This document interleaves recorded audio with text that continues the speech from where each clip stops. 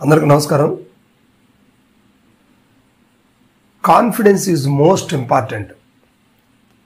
ఏ పనికైనా ఏ విషయం మనం సాధించాలన్నా అనుకున్నది జరగాలన్నా ఫస్ట్ సెల్ఫ్ కాన్ఫిడెన్స్, ఫస్ట్ మన మీద మనకు నమ్మకం ఉండాలి. సో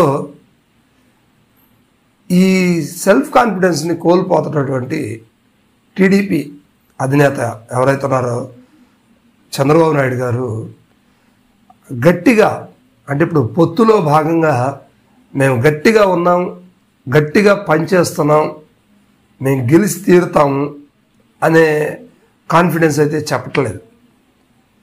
ఎందుకంటే అనవసరంగా బీజేపీతో పొత్తు పెట్టుకోవడం, పవన్ కళ్యాణ్ అంటే తప్పనిసరి పరిస్థితిలో కలవాల్సి వచ్చింది, బీజేపీని అనవసరంగా కలుపుకోవటం. వాళ్ళకి తెలుసు ప్రజా ఆదరణ అభిమానాలు ఎవరి వైపు ఉన్నాయి, ఎట్లా ఉన్నాయి అనేది. ఖచ్చితంగా ఏంటంటే వాళ్ళు నేషనల్ మీడియా ద్వారా వాళ్ళ పర్సనల్గా కూడా మోడీ సర్వే చేయిస్తూ ఉన్నాడు ఆంధ్రప్రదేశ్ మీద. సరే, ఇప్పుడు రోజుకొక మాటగా, గంటకొక మాటగా, గంటకొక లెక్కగా ఆ కూటమి అభ్యర్థుల మాటలు అయితే కొంచెం డిఫరెంట్గానే ఉన్నాయి. ఎందుకంటే ఒక క్వాలిటీ లేదు, క్లారిటీ లేదు. ప్రజలకి నమ్మకం కలగడానికి 15 ఏళ్ళు అపారమైనటువంటి నమ్మకంతో ఆంధ్రప్రదేశ్ని ముఖ్యమంత్రిగా పరిపాలించిన చంద్రబాబు నాయుడు గారు నేడు ఆ కాన్ఫిడెన్స్ లెవెల్స్ తక్కువగా మాట్లాడుతున్నాడు. సో దీనివల్ల రాష్ట్ర ప్రజల్లో ఒక భయం అనేది ఏర్పడింది. ఎందుకంటే తెలియకుండానే ఒక అభద్రతా భావంలోకి వెళ్ళిపోతున్నారు. ఎందుకంటే గ్యారంటీ అనేది లేని ఆ పార్టీకి ఓటు వేయడం అవసరమా అన్న ఒక స్టేజ్లోకి తీసుకెళ్ళిపోతూ ఉన్నారు. మరి ఎందుకు అలా మాట్లాడుతున్నారు, ఏంటి కథ అంటే, పొత్తులో భాగంగా టీడీపీ గెలిచే టికెట్స్ ఏవైతే ఉన్నాయో అవన్నీ కూడా బీజేపీకి కొన్ని ఇవ్వటం జరిగింది. ఇక చూస్తే లాస్ట్ టైం మనం చూస్తే రాజంపేట ఎంపీ అభ్యర్థిని ప్రస్తుతానికి ఇప్పుడు బీజేపీకి ఇచ్చారు. అయితే అది టీడీపీ పోటీ చేస్తే ఖచ్చితంగా గెలిచేటువంటి సీటు. అదేవిధంగా బాపట్లకి దగ్గర దగ్గర ఒక 10 నుంచి 15 మంది టీడీపీ నుంచి పోటీ చేయడానికి రెడీగా ఉన్నారు. కానీ వైసీపీ నుంచి మాత్రం ఒక్కరు కూడా పోటీ చేయడానికి సిద్ధంగా లేరు. కారణం ఏంటంటే ఇక్కడ లోకల్ పరిస్థితులు తెలిసిపోతూ ఉన్నాయి. ప్రస్తుతానికి అర్థమైపోతా ఉంది స్టోరీ. ఇక్కడ ఈసారి వైసీపీ గెలవదు, టీడీపీకి ఓట్లు వేస్తారు ప్రజలు అని చెప్పేసి. ఇట్లాగా కొన్ని ప్లేసెస్ ఉన్నాయన్నమాట. ఇవన్నీ కూడా ఆ పొత్తులో భాగంగా రాజమండ్రి కూడా పక్కా టీడీపీ సీట్, అది అట్లాంటిది బీజేపీకి పోయింది.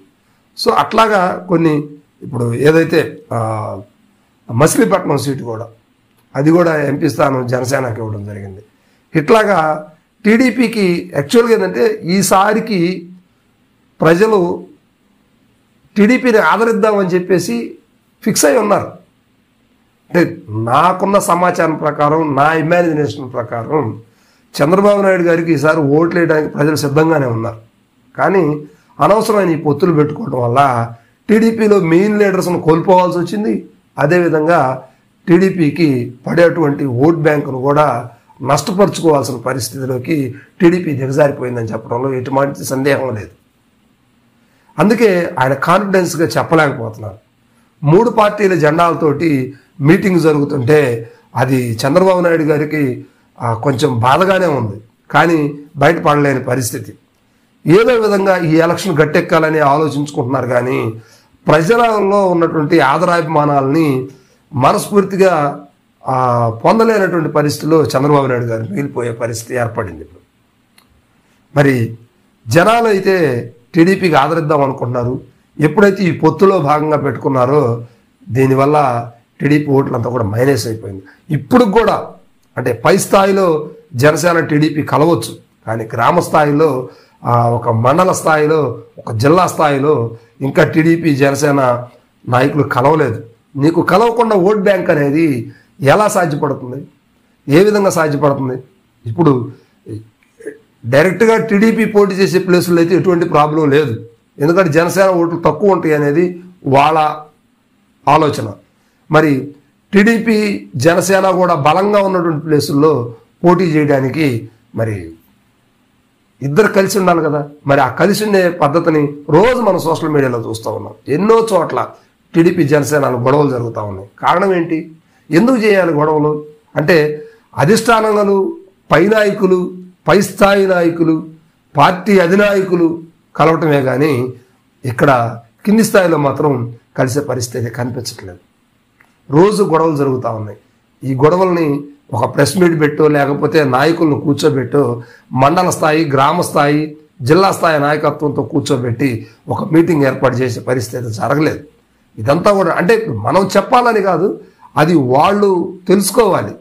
ఎందుకంటే ఒక వరలో రెండు కత్తులు ఇవ్వడం అన్న సామెతలాగా ఒకే వరలో ఇద్దరు ఉండాలంటే మరి ఇక్కడ ప్రజలు యాక్సెప్ట్ చేయాలి కదా. దాన్ని కరెక్ట్ చేసుకోకుండా ఇవాళ పొత్తులో భాగంగా సీట్లు డిక్లేర్ చేయడం వల్ల కొన్ని అయిపోయింది. ఇక కొన్ని జిల్లాలు అయితే జనసేనకు 3, 4, 2 అని చెప్పిన సీట్లు ఉన్నాయి. ఒక్కరు కూడా కన్ఫర్మేషన్ లేనటువంటి పరిస్థితి. మరి ఈ సీట్లన్నీ కూడా ఎప్పుడు సర్దుబాటు అవుతాయి, మరి ఎట్లా అనేది ఇంకా అర్థం కాని పరిస్థితి. ఉన్నటువంటి వాళ్ళైతే కొన్ని చోట్ల 5 సంవత్సరాల పాటు ఇన్ఛార్జీలు నియమించకుండా అలానే ఉంచారు. ఇప్పుడు కూడా ఎవరినో ఒక కొత్త వ్యక్తిని ఏదో మా టైం వచ్చింది కాబట్టి ఒకళ్ళు పెట్టాలి కాబట్టి పెట్టాము, ఏదో వేస్తే వేయండి లేకపోతే లేదన్న సందంగా అక్కడ పెట్టేస్తే ఎలక్షన్ ఎలా జరుగుతుంది? అవతల జగన్మోహన్ రెడ్డి 175కి 175 అని చెప్తున్నప్పుడు మీరు ఇలా చేయటం వల్ల నష్టమే కదా. ఈ నష్టాన్ని ఎలా పూడ్చుకోవాలి? ఇప్పటికైనా గ్రామ స్థాయి, మండల స్థాయి, రాష్ట్ర స్థాయి నాయకత్వంతో ఒక భేటీని ఏర్పాటు చేసేసి ఎక్కడ కూడా ఇద్దరు కూడా రెండు పార్టీలు అవినాభావ సంబంధం కలిసి పనిచేసే విధంగా ఒక గెట్ టుగెదర్ని ఏర్పాటు చేసుకొని ప్లాన్ చేసుకోలేక ఈ విధంగా ఇదైపోతా ఉంది. దీనివల్ల టీడీపీకి 100% మైనస్ అయ్యే అవకాశాలు ఉంది. ఇప్పటికైనా దీన్ని సరి చేసుకోగలరని కోరుకుంటాను. నమస్తే.